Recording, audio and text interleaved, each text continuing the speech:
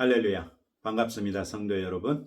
오늘 또 말씀을 사모하시는 저와 여러분들에게 말씀의 충만한 은혜로 함께 하시는 복된 시간 되시기를 주님의 이름으로 축복합니다.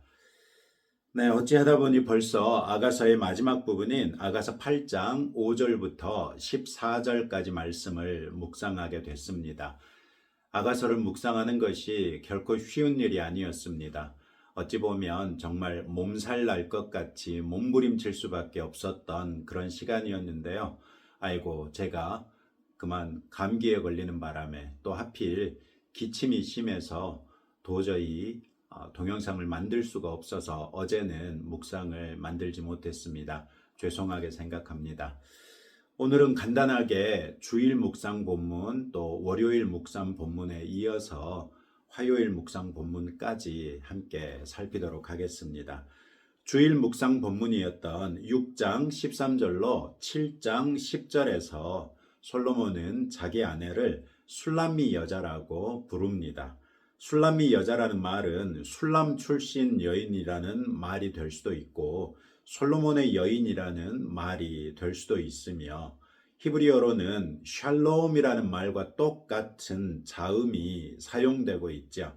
그런 면에 있어서 완벽함, 화평 등등의 의미를 가진 것으로도 볼 수 있습니다.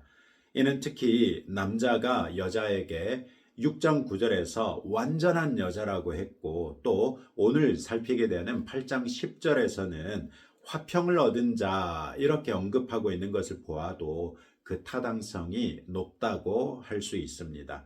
어쨌거나 솔로몬은 자기 아내를 술람미 여인으로 칭하면서 자기 이름에 사용된 자음 글자들을 그대로 반복해서 사용하기도 함으로써 마치 솔로몬에게 합당한 여인이라는 의미 또한 중의적으로 드러내고 있는 것입니다. 그렇다면 이 술람미 여자는 솔로몬에게 가장 합당하고 그래서 완전하며 남자에게는 화평을 끼칠 수 있는 여인이라는 그런 의미를 가진 여인, 이런 정도로 해석해 볼 수 있을 것입니다. 6장 13절에서 7장 10절까지에서는 신랑은 자기 아내를 두 차례에 걸쳐서 칭송하고 아내는 나는 내 사랑하는 자에게 속하였도다 그가 나를 사모하는구나 라고 고백함으로써 부부의 사랑을 다시 한번 확신하는 모습을 보여주지요.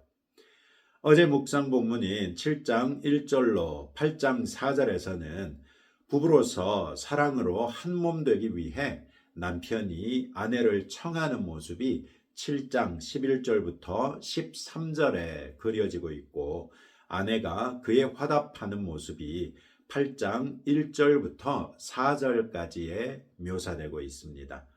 두 사람이 깊은 사랑으로 한 몸 되는 것을 우리는 쉽게 추측해 볼 수 있습니다. 이때 아내는 4절에서 다시 한번 예루살렘 딸들아 내가 너희에게 부탁한다. 내 사랑하는 자가 원하기 전에는 흔들지 말며 깨우지 말지니라 이렇게 요청하지요.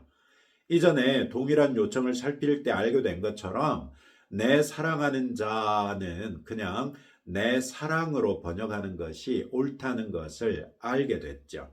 아내는 결혼 관계 안에서 남편과 하나 된 것의 기쁨을 충만하게 누리면서 바로 이 충만한 사랑을 누리기 위해서라도 예루살렘 딸들에게 사랑이 충분히 무르익기 전까지는 자신의 정숙을 지킬 것을 다시 한번 교훈하고 있는 것으로 볼 수 있겠습니다. 이제 오늘의 성경 8장 5절부터 14절을 살펴보죠. 여인은 이제 사랑하는 자에게 기대어 거친 들에서부터 올라오고 있습니다. 이 모습을 사람들이 보고 누구인지 궁금하게 여기지요. 이는 남편과 아내로서 사람들 앞에 당당하게 나설 수 있게 된 것을 말합니다. 그것도 서로를 깊이 사랑함으로 멀리 떨어지지 아니하고 나란히 서서 팔짱을 끼거나 혹은 여인이 남편에게 기대어서 함께 오고 있는 것을 그려보시기 바랍니다. 5절 하반절에서 아내는 시어머니가 남편을 낳은 그곳 사과나무 아래에서 남편을 깨웠다고 말하지요. 팔레스틴 지역에서 사과나무는 희귀한 나무이기 때문에 애정시에서 주로 사랑하는 상대방을 가리키는 상징으로 자주 등장합니다.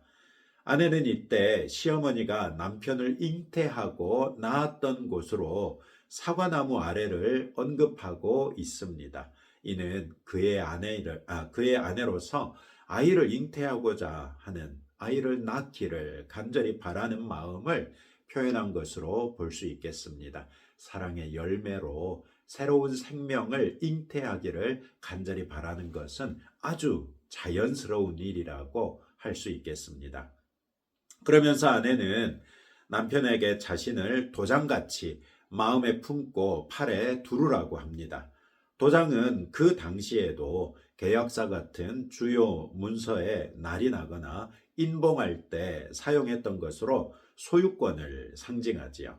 고대 근동에서는 도장을 목걸이로 만들어 목에 두르거나 팔목에 감고 다니거나 반지로 만들어서 끼우고 다니곤 했습니다. 아내는 남편에게 자신이야말로 그에게 소속된 자라고 하면서 항상 자신을 도장같이 마음에 품고 팔에 두르라고 합니다. 한시라도 그에게서 떨어지지 않기를 바라는 아내의 마음이 표현된 것이지요. 우리는 이 즈음에서 아담이 하와를 처음 봤을 때 내 뼈 중에 뼈요 살 중에 살이라 이렇게 하면서 남자에게서 나왔으니 여자라 하고 한 몸이 되었다고 얘기했던 것을 기억할 필요가 있습니다.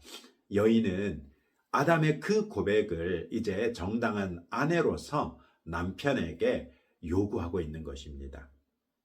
그러면서 6절 하반절에서 그녀는 사랑은 죽음같이 강하고 질투는 수올같이 잔인하여 불길같이 일어나니 그 기세가 여호와의 불과 같으니라 이렇게 말하지요.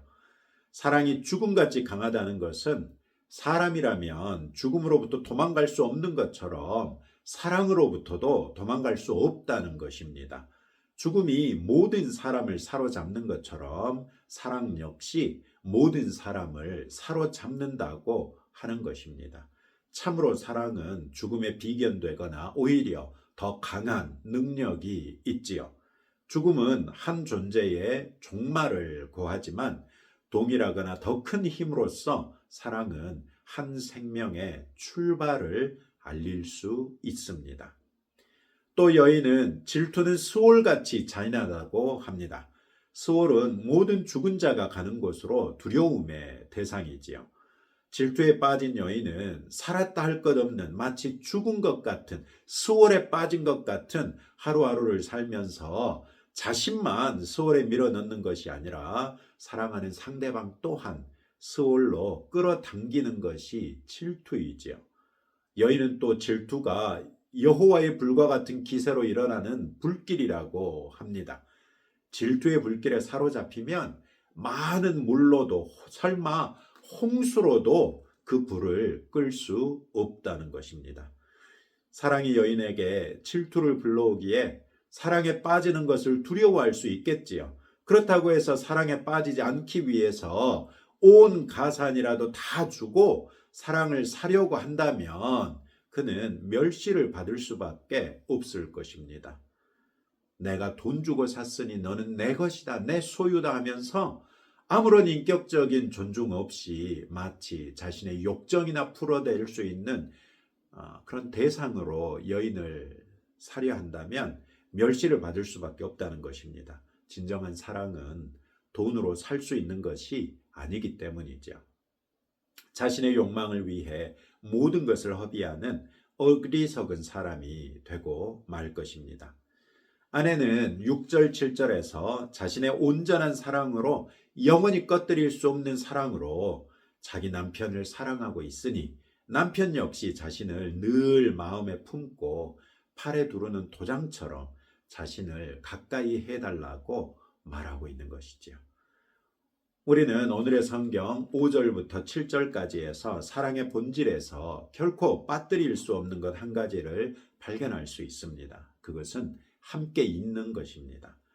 이는 특별히 남편이 아내에 대하여 마음 써야 할 것임을 오늘의 성경은 술람미 여인의 입술을 통하여 말하고 있습니다.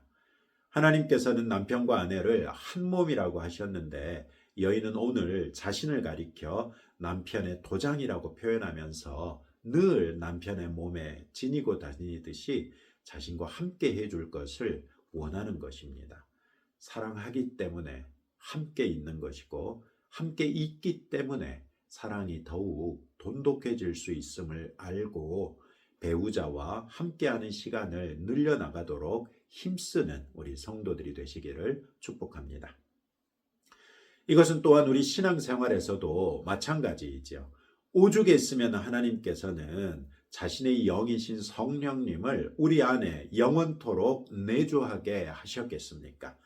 성령께서 내주하심을 통해 하나님께서는 우리와 영원토록 함께하기를 원하실 뿐만 아니라 이미 그렇게 하셨다는 것을 우리에게 알려주십니다.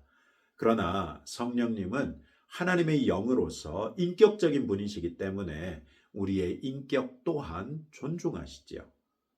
우리가 성령님을 외면하면 성령께서는 우리가 그분을 찾을 때까지 우리 안에서 침묵하십니다.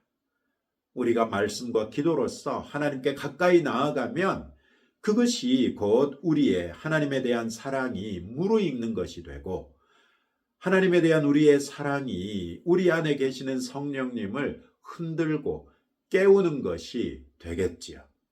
그러면 성령께서 역사하셔서 우리에게 지혜와 능력을 주시고 함께 하시며 인도하시는 것입니다. 그러나 알고 보면 이건 역시 성령께서 우리를 부르시는 것에 대한 우리의 믿음의 반응에 지나지 않다는 것을 알 수 있습니다.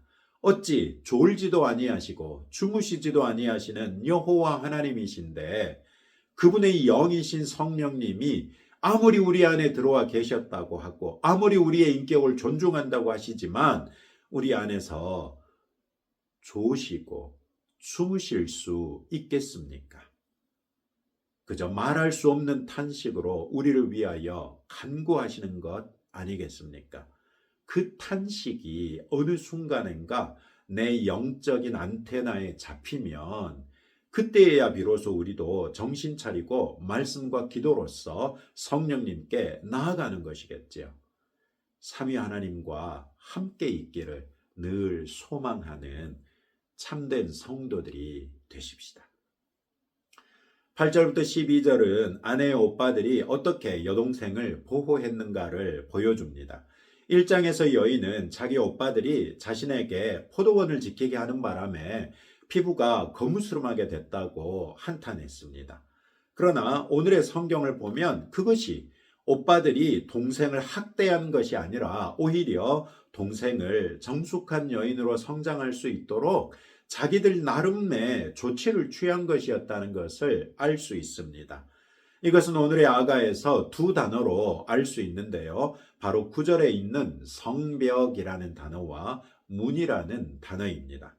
남성들의 추파에 여동생이 성벽처럼 견고하게 자신을 보호하고 정숙한 여인으로서 자란다면 오빠들은 그 성벽 위에 은으로 망대를 만들어 세우겠다고 합니다. 동생을 시집 보낼 때 화려하게 시집 보내겠다는 것입니다. 그러나 여동생이 남성들의 추파에 마치 문처럼 들락거리기 쉽게 해주는 여인이라면 아예 백향목 판자로 문을 막아버리겠다고 하고 있는 것이죠. 그들이 이렇게 하는 것은 자기들 생각에 작은 누이는 아직 어려서 유방도 없기 때문이었습니다. 이에 대해 여인은 자신의 유방이 망대 같다고 하면서 다 컸다고 주장합니다. 그리고 자신이 성벽이었다는 것 또한 말합니다. 자신은 결코 해픈 여인이 아니었고 정숙하게 자라났으며 이제는 정말로 자신이 사랑하고 자신을 정말로 사랑하는 남자가 나타났으니 자신이 성벽이지만 그래서 마땅히 다른 남자들에 대해서는 방어해야 되겠지만 이제는 내가 정말로 사랑하는 그 남자에게는 백기를 내걸어서 그 남자에게 항복하여 그 남자가 화평하게 자기 성으로 들어오게 하겠다고 말하고 있는 것입니다. 이는 여인이 매우 주도적이며 결단력 있는 여인이었다는 것을 보여주지요. 이 부분은 여인의 사랑을 또 다른 사랑이라는 이름으로 방해하고 차단하려는 오빠들의 반대에도 불구하고 자신의 사랑에 대한 확신으로서 과감하게 결단하는 여인의 모습을 보여주지요. 부부 사이에도 이런저런 사랑의 방해물들이 나타날 수 있습니다. 그러나 이때 진정한 사랑은 그 어떤 방해물이라도 뚫고 사랑을 마침내 성숙시키고 열매를 거둘 수 있어야 하지 않겠습니까? 여러분의 사랑의 방해물들은 무엇입니까? 어떤 장애물들이 여러분들의 사랑 앞에 놓여 있습니까? 그 방해물들 앞에 가라앉고 주저앉는 사랑입니까? 아니면 그것들을 헤치고 당당하게 나아가서 사랑의 열매를 거두고야만 하는 진정한 사랑이십니까? 마귀는 또한 우리의 하나님을 향한 사랑에 지속적인 방해물과 장애물을 둘 것입니다. 그러나 우리가 정말 정숙한 신부가 되어 우리의 신랑 되신 예수님과 늘 함께 있기를 원할 정도로 강한 사랑을 가지고 있다면, 그래서 우리의 사랑이 죽음같이 강하고 스올같이 잔인하며 여호와의 불같이 홍수나 많은 물로도 끌 수 없는 사랑이라면 다른 모든 우상에게는 철벽 같은 성벽이 되어야 하겠지만 우리의 영원하신 신랑이신 예수 그리스도께는 항상 백기를 내걸어 주님이 언제든지 화평하게 우리에게 오실 수 있도록 결단력 있는 사랑으로서 주님을 맞이할 수 있기를 주님의 이름으로 축복합니다. 우리를 위하여 십자가에서 죽으신 예수님의 사랑, 또 그분을 향한 우리의 사랑이 뚫지 못할 장애물이 무엇이겠습니까? 마지막으로 13절에서는 남편이 자기 친구들과 함께 있는데 친구들이 자기 아내의 목소리를 듣고 싶다고 합니다. 노래라도 불러달라는 것이겠죠. 그래서 남편은 아내에게 노래를 불러 자신 역시 그녀의 목소리를 듣게 해달라고 합니다. 목소리라도 내가 듣고 싶다는 것입니다. 이에 대하여 14절에서 아내는 오히려 왜 친구들과 함께 있느냐고 말합니다. 그 자리에서 빨리 일어나 달리라는 것입니다. 향기로운 산 위에 있는 노루나 어린 사슴처럼 당장 그 자리에서 일어나 껑충껑충 뛰어 자신에게로 와달라고 요구하는 것이지요. 이는 다시 한번 부부의 사랑의 본질이 함께 있는 것이라는 것을 우리에게 가르쳐 줍니다. 이로써 서로 함께하기를 기뻐하고 열망하는 부부 사이가 될 수 이토록 서로 함께하기를 기뻐하고 열망하는 부부 사이가 될 수 있도록, 또 그런 주님의 신부가 될 수 있도록 우리 스스로를 잘 다스리는 성도들이 되시기를 주님의 이름으로 축복합니다. 이상으로 아가서의 묵상이 다 끝났는데, 아가서를 묵상하시면서 하나님께서 여러분들에게 도전하신 교훈들이 있을 것입니다. 그것들을 마음에 새기고 사랑하는 부부요, 사랑하는 성도가 될 수 있도록 더욱 힘쓰시는 주의 자녀들 되시기를 주님의 이름으로 축복합니다. 오늘 또 이런 말씀을 붙들고 다음과 같이 기도합시다. 솔로몬과 술람미 여인의 사이처럼 부부간의 깊은 사랑의 관계를 위해서 더욱 힘쓰는 부부가 될 수 있도록 기도하시고, 부부가 함께하도록 힘쓰는 중에 사랑이 더욱 깊어질 수 있도록 기도하시고, 우리 안에 계신 성령님을 통해 삼위 하나님과 늘 함께하는 성도가 될 수 있도록 기도해 주시고, 마지막에 우리나라를 위해서 함께 기도하겠습니다. 하나님 아버지 감사합니다. 아가서를 통하여 참으로 하나님께서 부부간의 사랑을 통해 얼마나 우리와 함께 하시기를 원하는지 깨달아 알 수 있게 되었습니다. 먼저 우리가 솔로몬과 술람미 여인 사이의 사랑처럼 부부간의 깊은 사랑의 관계를 위해서 더욱 힘쓰는 부부가 될 수 있도록 우리를 붙들어 주시고 인도하여 주옵소서. 주님 또한 부부가 함께하도록 힘쓰는 중에 부부간의 사랑이 더욱 깊어지게 하셔서 가정이 주의 은혜와 사랑으로서 더욱 풍성하게 하옵소서. 우리 안에 계신 성령님을 통해서 삼위 하나님과 늘 함께하는 성도가 되게 하시고 마침 우리나라가 이제 대통령 선거를 앞두고 있은즉 아버지 하나님 우리나라를 불쌍히 여겨주시고 우리를 향하여 긍휼을 베푸사 하나님을 두려이 여기며 국민을 사랑하며 나라를 위하여 성실하게 일할 수 있는 자가 대통령이 될 수 있도록 은혜 베풀어 주옵소서. 예수님 이름으로 기도합니다. 아멘. 네, 오늘도 여러분들의 기도 제목들 가지고 하나님 앞에 나아가시기 바랍니다.